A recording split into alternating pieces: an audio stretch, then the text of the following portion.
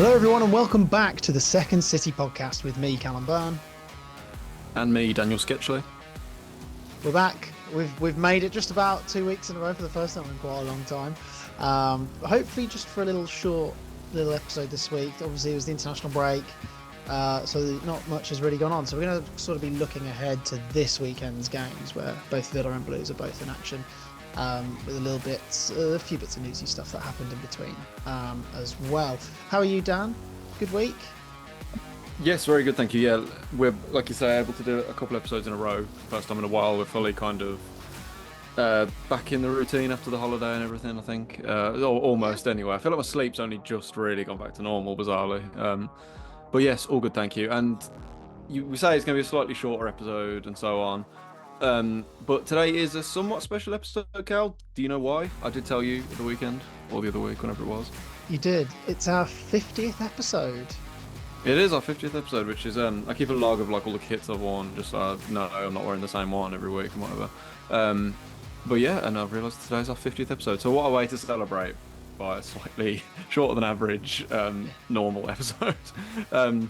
That's not our fault, though. That if Wayne Rooney hadn't been sacked and we didn't have to do that emergency podcast in January, it is what it is. Yeah, and it's also counting like when we did our season review and we did like a little minisode just before it, and I think we released them like a week apart, but we recorded them at the same time. That's counting them as two separate ones. Anyway, 50th episode, promise for the 100th, we'll have a proper big, make a big deal of it.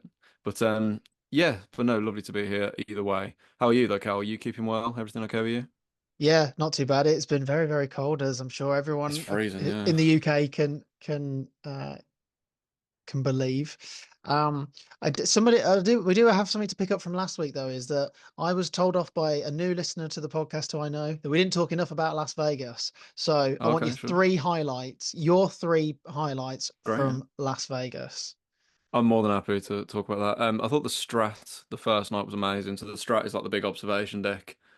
Because Vegas compared to somewhere like New York is not, New York's just skyscrapers everywhere. Like Vegas isn't so much, but like the Strat is the tallest building. And we went up there the first full day we had there. We went up there that night, and the very top you can go outside and see the whole of the light, see the whole city and all the lights and everything. And then just below that is a bar as well, so you can sit in the bar and look out on the city. And the kind of the wall is like slanted, so it's almost like you're looking down on the city. It's absolutely amazing.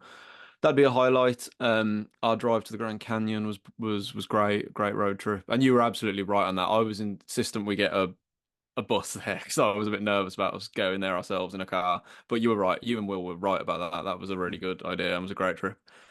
And we had a great time there. Beautiful, seeing a bit of small town America as well on the way and so on. And then third and final thing, our trip to Sam's Town rings a bell. That's kind of it's not quite on the strip. It's like a smaller casino out the way. I say small, it's still massive, but it's like a smaller resort and casino slightly further out the way. Had a great time there. Honorable mentions, the Venetian is absolutely amazing. I went to the U2 thing at the Sphere. That was amazing as well. I thought that was going to make you top three. Yeah. Yeah, maybe it would. Yeah, the U2 thing was amazing as well. I'll say Sam's Town, the Grand Canyon, and the Strat though as my three things, and then the other. But it was all amazing. On another day I could pick something else. How about you? What were your particular Well, this is highlights? kind of why I was hoping you were going to pick the Sphere, so we didn't pick the same things. Right, okay, fair enough. But no, Sam's Town would be up there in the top three. Well, we won at Sam's Town as well. That's kind of the first place we really won some money as well. Yeah, and that's like real Las Vegas as well. The tables are a bit cheaper. Yeah. Everyone's a bit more chill. It's a bit more local, and yeah. I think that was the first time like a casino, like the casinos are amazing on the strip, but they're not they're a little intimidating when you're going up to them, and they don't really talk you through anything, and it is a little uncertain how to go about it. But Sam's Town, they were, because it is smaller and a little quieter, they were like kind of talking us through how to play and this and that, and yeah, so I enjoyed that.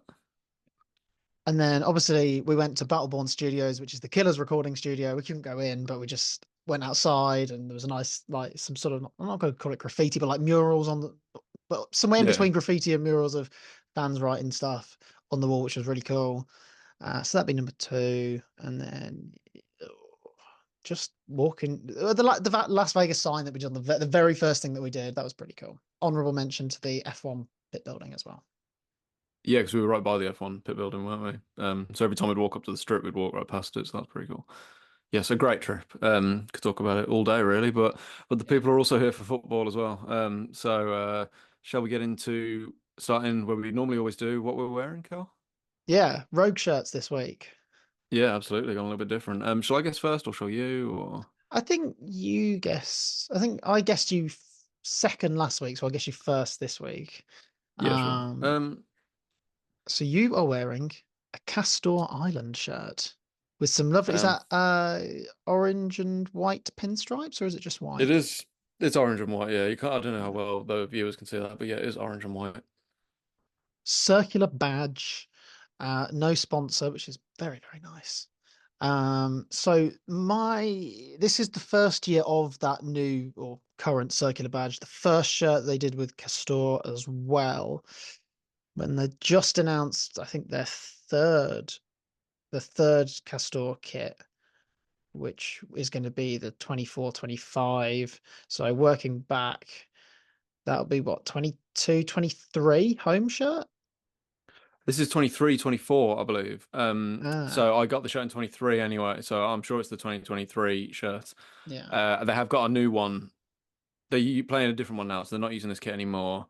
And then I think the next one will be the third one of the Castor deal, I believe.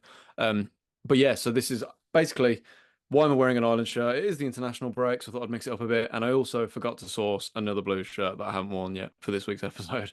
So a bit of a mix of bit deliberate, bit kind of forced to. But I do love this shirt. Yeah, as I say, I got this last Gorgeous. year. It's a beautiful shirt. No sponsor, like you say, is a great touch. I love the new badge that they use. I prefer the old one personally. Yeah, so absolutely lovely kit. So I had to splash out on it. Sadly, nothing really good happened in it on the pitch. Ireland really this era, all that they really did was fail to qualify for Euro 2024. They won a couple of games against Gibraltar in qualifying. Other than that, didn't really make any waves at all and saw the end of Stephen Kenny, who of course is no longer there. Sadly, things aren't really going much better for Ireland. They lost 5-0 at the weekend to England. Not having a He great did have time, a man although they sent did off win a though. couple of games. Yeah, that's true. That's true. They did win a couple of games as well in the Nations League this time Yeah, at well, they least haven't been against. relegated, so I don't No, think they have a so. relegation playoff though. Yeah, so but not great. But of course, Ireland are a co-host with the home nations for Euro 2028. So we never know. They may find qualifying a little bit more manageable for that tournament in a few years instead. So keep an eye out. I'll probably get a But no, buy, maybe. no, it's I was reading about it. It's something like it's not the hosts because there's five hosts. They don't automatically qualify, but it's something like the two best performing teams in amongst the hosts that don't qualify on merit will qualify automatically. So you never know if like England will automatically qualify, obviously, and then Scotland probably will. yeah, Scotland and Wales might do, and then you never know. That might mean that Ireland and Northern Ireland can just qualify automatically. That'd be pretty nice. But yeah, you never know. Um, moving on to you, then you are wearing. I'm gonna guess it's a modern remake of an older I've gone kit. rogue. I've gone rogue this week. Well, it can't be an original. It'd be worth an absolute fortune if it was worth an original. It's just a Yeah, very there's like a no there's yeah, it's a claret and blue, little V-neck, no yeah, kit maker here. The badge is very different. it's almost like a Barclays logo. It's like a lion with its paw on the ball. Um, I have no idea. I think it might be a modern remake of like a 1970s kit or something. I'm gonna guess your home shirt from 1975. Well, you're wrong, but you by guessing year could never be right, if that makes sense. Right. Okay. So, this is an unofficial shirt. You may remember in lockdown back in 2020 when people kind of like us went mad buying football shirts. There was a little pop-up company that started called Football Town. I don't know Oh if you yes. Ah see. yes, yes, yes. Yeah, I got to learn it with the camera. So yeah, it is a Football Town design of an if they were to make an Aston Villa shirt, and I believe they did a Got you. really nice white away shirt with like some blue, sky blue in it, and then they also did like a third kit which was like a remake of the Muller yogurt black and red and green kit. So it is an unofficial shirt. It's a bit more like like leisure wear. It's like a cotton shirt, really, as opposed to like the sort of silky football shirts that you get now. Um, so yeah, just a nice little, just nice shirt. I think it was like 30 quid, plain, comfy. So really, I guess 2020 is the year. Yeah, sure. Yeah, I do remember. Now that you mention it, I do remember that they had a Blues one, and like obviously because it's unofficial, they can't call it like an Aston Villa kit or a Birmingham City kit. Yeah, and So I that's think why it's ours was got called like it's got like a design, like a reimagined badge, effectively. yeah, yeah. I think ours was called like it was like the ball and globe kit, and it was like a penguin style one, and like the badge, it was kind of made to look like a Blues badge, but not officially, sort of. Yeah, they're very nice stuff. I'd actually recommend checking it out for anyone who's looking at something a little bit different to add to their collection for sure. Not sponsored. Not sponsored as well, absolutely. That's a nice similarity we both got this week. So a little bit of how if we get onto the football then, so a little bit of housekeeping. I don't know if there's any for Blues. There's a little bit for Aston Villa. Obviously, within 5 minutes, and this is no joke, within 5 minutes of ending our recording on the last episode, Morgan Rogers got called up to the England squad. And so we missed that. So there you go. There's some late news for you, even though he's already made his debut. He has since signed a new contract at Aston Villa, keeping him at the club until 2030. Not really a shock given his importance to the team now. Um, After he signed in January for like 10 million quid from Middlesbrough. So I would imagine it's just tying him down to a longer term deal, and then giving him a bit more money than what he was probably originally on. And possibly, as always with contracts, probably a release clause that it brings him in line with what he's actually worth to the club. The only other thing I've really got is that obviously it's the 150th anniversary of Aston Villa Football Club this season. And so the club announced the AV 150 Legacy Wall, which is part of the celebrations for that. Basically, you can order a plaque and then they're going to I'm not entirely sure where they're going to put it. It's going to be near the North Stand car park and the fan zone around there. The prices vary between like 80 and like 300 quid, and you get 3 lines of text. So it looks like we're going to have an anniversary kit as well, a special one-off kit, which I think is going to be won in the FA Cup third round, yet to be announced. But that is the rumors at the moment, as well as Villa is going to become an Adidas elite club from next year and will have the trefoil logo on the third kit. All right, fair enough. Quite a lot going on then in this international break. With Blues, no, not so much housekeeping. Obviously, by the way, if you tune into this episode and wondering why we're not talking about our most recent games, do check out our last episode where I did talk about the Northampton game for Blues and Villa played. Who did you play again? Liverpool Liverpool. and yeah, Liverpool and Club Brugge. Your games against them we talked about. So if you're wondering why we're not talking about them, do go back. Last week we got back from Vegas and recorded a nice catch-up episode. So do go check that out. Um, but no, in Blues, not much has really happened. It's been pretty quiet. Obviously, our game against Stevenage at the weekend was scheduled for the weekend, but was postponed because we have enough players going away on international duty. Does mean we may find ourselves with a bit of a pile up of fixtures as the season goes on, because every international break will get postponed for us, as it does for quite a lot of League One teams. Though it feels like about half the fixtures are off every time, which isn't ideal, really. But no, otherwise, Blues did, however, do the third open house under the Nighthead ownership. So this is basically a presentation that they do roughly. I think it's meant to be every quarter, but I think we've only had three so far um, since they started doing it. And it's basically a way for Gary Cook as the CEO or the powers that be at Blues to have an open forum with fans and so on, and to have a discussion with them and so on about uh, developments going on at the club and so on. So, for example, at the last one day, it was the first time where they formally unveiled plans of the new stadium and the sports quarter and so on. It's an opportunity for them to have a face to face and talk about that.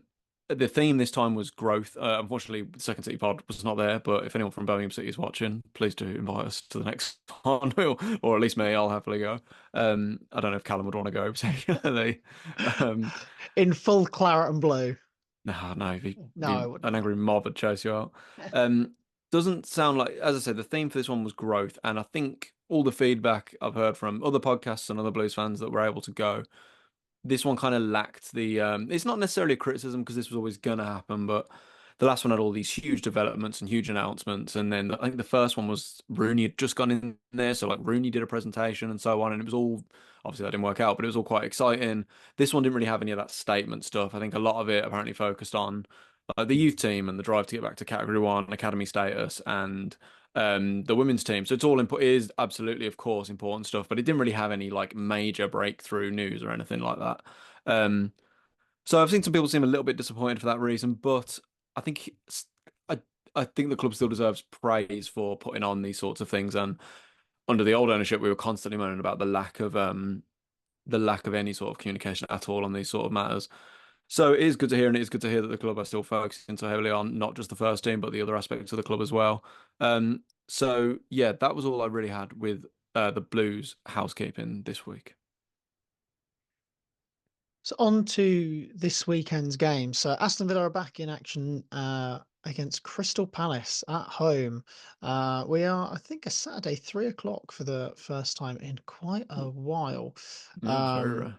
it is quite rare for us. A lot of our games between now and the new year have been selected for TV. Uh, so it's a rare Saturday 3 o'clock.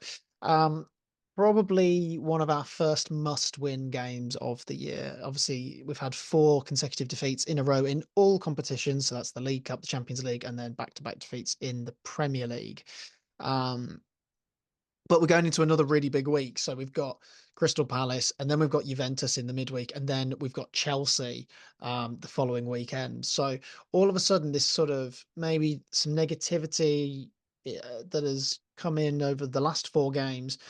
This is the time to change that, to build some momentum. There's no international breaks till March. We're hitting that period of the season now where momentum, a good December sort of period through Christmas, we're going to see where everyone stacks up. I think by the time we hit the new year now, with no breaks, pretty much every club other than Liverpool has struggled for momentum, and so now this is a time where some really big gains come the end of the season will be kind of made. Really, um, one of the 4 games we did lose in that run, or in the run that we're currently in, was in the League Cup against Crystal Palace. So there's kind of an opportunity to right those wrongs. We'll obviously play a slightly more serious team than we did that night. We have some injury problems. Esri Konza, Pau Torres, there's a Ian Matson, I think Jacob Ramsey, Matty Cash, Ross Barkley. They were all injured in some sort of capacity, either before or during the international break. There might even be another one that I've forgotten. Um, so hopefully some of those aren't too serious, and hopefully some of those players are back. Because it was not that one game where we had everyone fit was nice while it lasted, so to speak. So, yeah, we'll see how we stack up. That is the main concern. It could be a sort of bodge job defense, which might have Bogard, Carlos, Mings, and Luca Dean, which is going to be a back four that will never have played with each other. So, um, something to keep an eye on. I think Leon Bailey had a bit of a disappointing international break back in the Jamaica squad. So clearly, Steve McLaren has helped patch things up that he had I with the forgot national about team. that. Yeah. I forgot about that. Steve Um, McLaren, Jamaica manager. Fair enough. yeah, Probably a nice yeah, job, fair isn't it? enough. Like, It's still a bit surreal that in the year of our Lord 2024 going into 2025, Steve McLaren is still in management, but here we are. well, he was the Man United assistant, one of the coaches at Man United about a Yeah. year ago, wasn't he? Yeah, under Ten Hag, yeah. So yeah, it is what it is. So yeah, kind of must win. I think we'll do it. I think we'll start to pick up some momentum now, and if we win, and carry that into the Juve game, the whole feel of Villa Park will change. Even though I don't think it would a loss to Crystal Palace will really affect that game on Wednesday night, but we don't keep clean sheets. It's a 2-1 victory. Very good. And you said it's at 3 o'clock on Saturday, is it? Yep. Awesome. Cool. With Blues, so I'll preview both games because we've got 2 games in the next week. We probably won't get another pod in beforehand. So, first of all, we are playing this Saturday actually at 12:30. I don't believe it's on Sky Sports. It's probably on Sky Sports Plus, but it's not on one of the main channels. Shrewsbury away. Of all the games that we should win this year, Shrewsbury away is probably the definitive one because they are currently sat rock bottom of League One. Blues, on the other hand, so we're second on 30 points now, having dropped a few points in the last couple of games with Mansfield away and Northampton at home, despite going 1-0 up in both games. So that's a bit irritating, but we do have a game in hand. I think we have one game in hand on on Wickham, who were top, who are on an unbelievable run. And then we've got two games in hand on Wrexham, who are a place below us. So, it's still looking very, very good. Um, but yeah, Shrewsbury are really poor, and we've actually already beaten them twice in all competitions this season. We beat them 4-0 away in the EFL Trophy, and then if you want to count pre-season, we beat them 2-0 in pre-season as well. But that obviously doesn't We're really not count, does counting it? that. Um, no, no, fair enough. Normally, I'm the biggest advocate of not counting anything in pre-season at all, so I don't know why I've mentioned it. To be fair, yeah, but But you have Shrewsbury they played them finished recently, so 19th. I appreciate you mentioning it. Yeah, sure, it's worth a mention. Shrewsbury finished 19th last year and have been in League One for like 10 years now and have kind of just hovered around the bottom half for the whole time, really. Yeah, Um, didn't they so yeah, almost got they played in the playoff final in there's one exception. 2018? Yeah. Yes, that's right. So that's the one exception. Otherwise, they've been pretty poor. Yeah, I think it's 2015 they got promoted. They got to the playoff final that year, but otherwise, or kind of like what we were in the championship for such a long time. And it looks like this might be the year where it kind of catches up with them. But they do have an ace up their sleeve. And that is that Blues, of course, will be playing them with potentially the new manager bounce, and that is because Gareth Ainsworth has just gone in there as the manager. So when Blues last would have played them, Paul Hurst, who used to play there, was their manager. They were on a disastrous run. They got 8 points from like 13 games, I think it was, or 14 games. I think Gareth Ainsworth gets unfairly kind of memed on a bit. I don't know what you think, Cal, but I think because he dresses like I a think rock it star was when he and went to QPR and he had that weird like hacker guy, that come in yeah, and that do was odd. like yeah, that probably wasn't his finest moment in management, but the job that he did at Wickham was absolutely extraordinary. Yeah, exactly. Yeah, I'm not saying everything he does makes perfect sense, but yeah, that was very strange. But yeah, Wickham did an unbelievable job in getting them promoted. What were a very, very average team, and certainly had no real business with that squad going up to the championship was actually very impressive. Obviously, yeah, full time at QPR, but I can see why a club like Shrewsbury are taking a chance on him. Absolutely, I think a lot of League One teams probably would. He'll probably play, especially against us at the weekend. I think he'll play a very uh, turgid style of football. Don't know what a better word would It be. might not Like a be good on the very eye. no, it'll be efficient rather than enjoyable, I think. So I wouldn't completely write them off. I don't think we'll beat them 4-0 like we did last time. I do think we'll win. I think we'll win probably 2-0. I think they'll be a little more guarded, but I think they are a pretty poor team still on the whole. And even the great Gareth Ainsworth can't fix that overnight. So yeah, I am pretty confident still, but I don't think it'll be a complete walkover. Couple of notes. There is a complete track record though of former Villa players or Villa loanees scoring against Blues when they play against us. That always happens. Yep. So it's a little unfortunate for us that Shrewsbury have two of these. So one of them is 20-year-old Tommy O'Reilly, who's a midfielder. He's not been playing loads, but obviously he'll score against us at the weekend, no doubt. Even though I'm Made his predicting a Aston Villa 2-0. debut in the Conference League last year. Oh, did he? Okay, fair enough. And the other one is a centre back, an England under 18 international, Josh Feeney, who I think has been playing them quite a bit for them this season and has actually been quite impressive by all accounts. But other than that, they've only won two games all season. I believe they've got the third worst attack and the third worst defense in the league. So it's no real wonder they're as low as they are. So yes, I do think we'll get a result at the weekend. And then moving on to next Tuesday night, we're playing Exeter. So Exeter were the game that we would have played in the first international break that then got postponed inevitably because we had so many players going on international duty. And I was doing a bit of research on it, and Exeter are actually having a much better season than I expected. They're currently ninth in League One. They had a really good unbeaten run from the middle of September to the middle of October, where they won 4 out of 5 games. They got another draw at the weekend against Lincoln City, where they drew 0-0. And they're actually managed by Gary Caldwell, if you remember him. So he played for Scotland for For years and Wigan? played for Celtic and I think Wigan, yeah. He's the brother as well, bit of trivia, of Stephen Caldwell, who was a Blues centre back.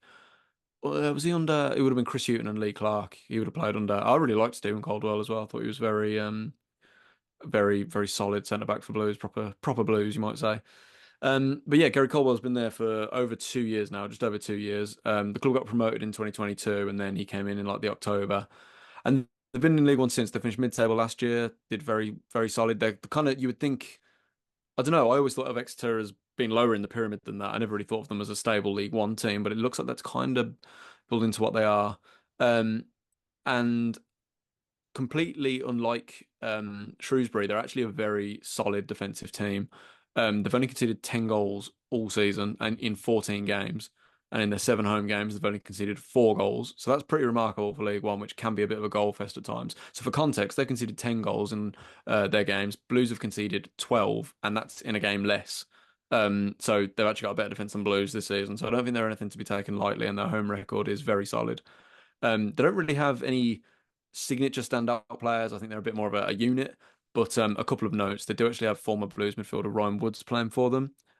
He had a season at Blues in, I think it was 2021 he signed for us. And he wasn't amazing at Blues, but apparently he's doing pretty well at Exeter and has actually scored a goal or two this season as well, which is interesting. And they've also got Northern Ireland striker Josh McGuinness, who was away at the weekend, but he's amongst their ranks as well. So I know he's 34, he's not exactly a goal machine anymore, but for a club like Exeter, I'd imagine he's probably a popular player in their ranks to have.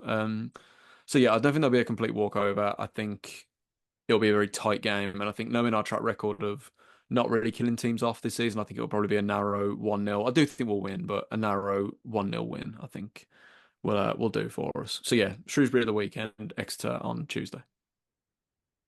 And before we wrap up, Dan, I've got one little bit Yeah. of trivia for you before we Oh say yes. goodbye. And Oh that yeah. is in the life of Steven Gerrard in his Saudi Exodus, exiles, his Yeah. Saudi Arabian Exodus. exile.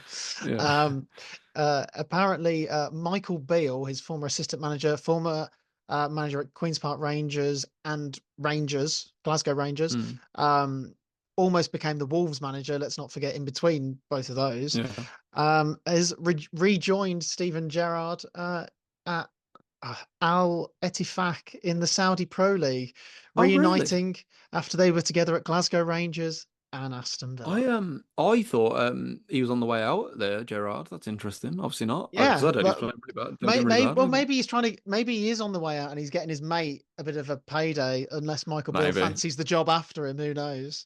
Yeah, maybe a line of succession being set up there. Just Yeah. quickly before we go as well, we mentioned last week about Coventry, and obviously they got rid of Mark Robbins, and we said, oh, hopefully by the next episode we'll know who the appointment is and who they're getting in. Bizarrely, they haven't got an appointment in, which is really odd to sack a manager like a week before an international break, and then by the end of the international break to still not have a manager in place. Really strange, but it looks like it won't be Lee Carsley. Obviously, he has a connection to Coventry, used to play there towards the end of his career. But it looks like he's set to stay with the England under 21s after stepping down as England's interim manager. So it won't be Lee Carsley. But as we mentioned last week, Frank Lampard is the absolute hot favourite. Super Frank, He's super even more so goals. now. Yes, he's at 1-9 with Sky Bet odds on to get it now. So looks like it will be him. Bit of a risk in my opinion from Coventry, but yeah, bit of a strange one. But it looks like it will be him. They've got a tough couple of games as well. They've got Sheffield United and then I think it's Burnley they've got next week as well, midweek. So that's a really tough run. So maybe they're hoping the owners are hoping to get these really tough games out of the way and then get a new manager in and give them a slightly easier start. Who knows? But just comparing that to when Rooney was at Blues, obviously he I was came in just and had a about to really say tough this is run. Rooney all over Rooney It Eustace all is. over again. It really is. But it'd be interesting to keep an eye on and see how they get on, especially if it is Lampard. But a couple other little notes. West Brom are at home to Norwich on Saturday. Norwich currently mid-table and have lost their last 3 games, so West Brom will be hoping to get a result there. Wolves are away at Fulham. Obviously, Wolves did win their last game, but they're still second bottom. Fulham are doing really well this season, so it'll Fulham are be interesting good. to see how well they get on there. And then Walsall are currently fourth in League Two, but they've got a couple of games in hand, and they're away at Wimbledon, who are, I believe, at eighth in League Two. So keep an eye on those fixtures across the West Midlands in the Football League this weekend as well. Right, I think that's pretty much everything for this week, Dan. Yes, it is a bit of a shorter one, but it's been nice. Been quite. We're trying to be a little more efficient in some Yeah, I aspects was of going the to say pod. this feels efficient today. Yes, it does. But I guess another closing thought. You asked me at the start of the show, favorite Vegas memories. And as I said, I could talk about it all day. But another one that I forgot to mention that is related to the pod that I did mention last week, finding the Blues merch in the undefeated store, like a 5 minute walk from the strip, has got to be a highlight for me. Didn't see any Villa merch out there, sadly. So Only what can't I bring was that up. wearing. Only what you were wearing, and you did wear it everywhere. So I'm sure you did represent. No, I don't mean the same shirt. I just mean like the same. You took packed a few Villa shirts with you, so you Yeah. got to represent them out there. Fair enough. Can't knock it.